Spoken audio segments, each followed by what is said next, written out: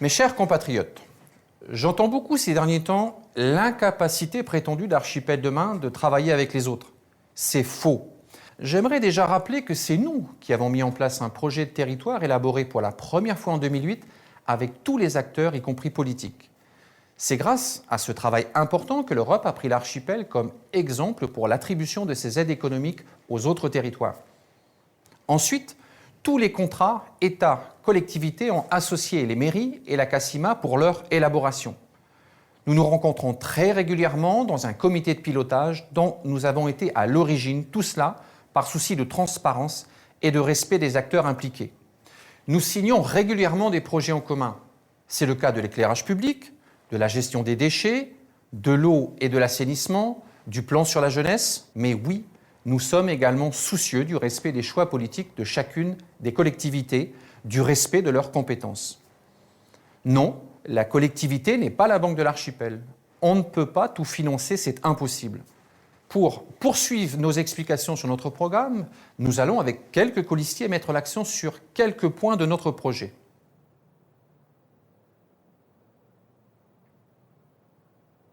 En matière de solidarité, notre fil conducteur sera de nous adapter au projet de vie de chacun et de poursuivre notre engagement dans le maintien à domicile par des aides adaptées aux besoins spécifiques.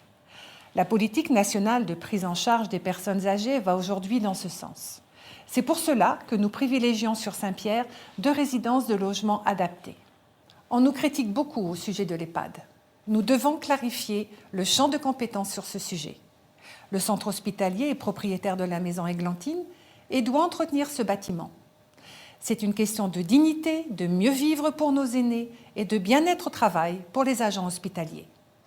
Dans le cadre des travaux de concertation qui ont eu lieu sous l'égide de l'État et de la collectivité, le centre hospitalier a pris la décision de construire un nouvel EHPAD. La collectivité aura quant à elle à sa charge l'agrément médico-social pour s'assurer que les résidents vivront dignement dans cette nouvelle structure. Il est stérile de pointer du doigt la collectivité. Nous prenons toutes nos responsabilités dans nos champs de compétences. Beaucoup de familles accompagnent leurs aînés et on sait combien les aidants peuvent s'épuiser. Archipel Demain en a conscience et nous proposons de mieux les soutenir dans ce rôle essentiel. Pour ce qui est de la jeunesse, nous avons la chance de disposer d'un diagnostic partagé et surtout d'un plan d'action déjà signé. Dans ce projet, il y a 4 grands axes avec 25 actions que je ne vais pas toutes citer ici. À titre d'exemple, Archipel Demain s'engage sur les actions suivantes. Le territoire doit créer des espaces pour les jeunes à Saint-Pierre en fonction des tranches d'âge, en accès libre, offrant des services d'écoute, d'information, de conseil, d'accompagnement et d'orientation. Nous avons récemment pris en compte la demande des parents de jeunes âgés de 9 à 11 ans qui souhaitent bénéficier d'un lieu de vie pour leurs enfants après l'école et durant les vacances. Même si la mairie de Saint-Pierre s'est désengagée en tant que chef de projet, la collectivité considère cette demande importante. Sur Miquelon, il faudra s'appuyer sur la maison des loisirs pour les 9-17 ans dans un bâtiment rénové puisque des travaux importants auront lieu dans les 2 ans à venir. Nous envisageons d'offrir aux jeunes de 16 à 25 ans un dispositif personnalisé d'accompagnement s'échelonnant du départ aux études à l'entrée dans la vie active.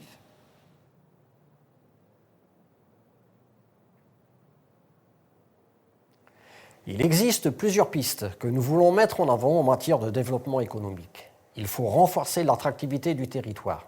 À Archipel Demain, on reste persuadé que notre avenir passe par l'implantation d'activités nouvelles créatrices d'emplois. Pour entreprendre, il faut des fonds et on sait que c'est souvent un problème pour nos créateurs d'entreprises. Sur l'archipel, il existe de l'épargne bancaire qui n'est pas mobilisée et ce que l'on voudrait faire, c'est de permettre à cette épargne d'accompagner des projets d'entreprise en contrepartie d'incitations fiscales. Comme certaines régions françaises, on aimerait créer un fonds d'investissement doté par la collectivité d'environ 2,2 millions d'euros. Ce fonds sera un amassage non négligeable auquel viendra se greffer l'épargne locale, accompagné d'un dispositif fiscal. L'attractivité du territoire passe aussi par le développement de partenariats comme celui avec la région Normandie en novembre 2021 ou encore l'accord avec la province de Terre-Neuve et Labrador. Pour Archipel Demain, s'ouvrir à notre région et sur l'extérieur est fondamental. Pour Terre-Neuve, il est évident que le transport de biens par les ferries sera une condition déterminante du succès de notre partenariat, ce qui a toujours été au cœur de notre stratégie.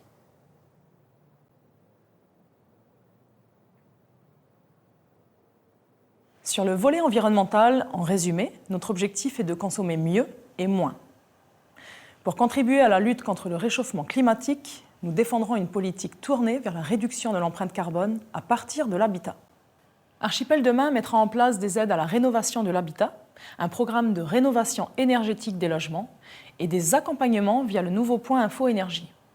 Tout cela est un effet de levier pour nos entreprises. Nous lancerons une étude sur le potentiel des énergies renouvelables à Saint-Pierre comme à Miquelon, tout en prenant en compte le climat de notre archipel, son environnement et les conséquences du réchauffement climatique que nous connaissons localement. Il est temps d'avoir une vision précise de ce qui est possible et réaliste. Si un projet éolien doit voir le jour, Archipel Demain consultera la population. Vous aurez le dernier mot. Il faut également prévenir et limiter au mieux les dégâts liés aux inondations et à l'érosion. Nous financerons donc un plan de protection du littoral à hauteur de 5 millions d'euros pour les côtes de Miquelon-Langlade et les zones vulnérables à Saint-Pierre. Nous l'avons compris, sur ce sujet, l'État n'a pas été au rendez-vous, laissant la collectivité assumer le coût des opérations sur l'isthme sans aucun financement nouveau. Avec Archipel Demain, nous prendrons nos responsabilités en entretenant la route Miquelon-Langlade. La place des savoirs locaux dans la lutte contre l'érosion doit être centrale, à l'exemple de la contribution apportée par le collectif citoyen pour le PK16 en 2021. D'autre part, une démarche concertée avec les mairies dans le cadre du STO, schéma territorial d'aménagement et d'urbanisme, est primordiale, notamment en cas de redéfinition du PPRL. C'est un enjeu pour l'avenir de notre territoire. C'est dans cet objectif que nous continuerons également d'accompagner la mairie de Miquelon-Langlade dans la stratégie de déploiement urbain du village avec les ateliers des territoires. Chacun devra prendre ses responsabilités. Nous serons à vos côtés. À ce titre, ce sont 500 000 € qui vont être déboursés pour Miquelon dans le cadre du programme d'action de prévention des inondations. À l'heure où naissent des attaques nourries concernant les finances de la collectivité, j'aimerais vous rappeler qu'en 2006, le déficit était de plus de 6 millions d'euros. Depuis 16 ans, ce sont environ 91 millions d'euros de fonds européens que nous sommes allés chercher. Ce sont 180 millions d'euros de sections d'investissement. L'archipel aujourd'hui, c'est le taux de chômage le plus bas jamais connu en période estivale. Pour autant, je ne vous ai pas menti.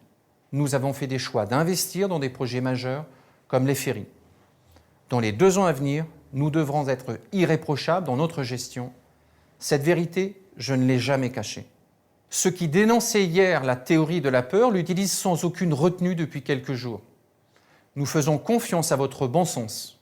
Ce dimanche 27 mars, faites massivement confiance à Archipel Demain.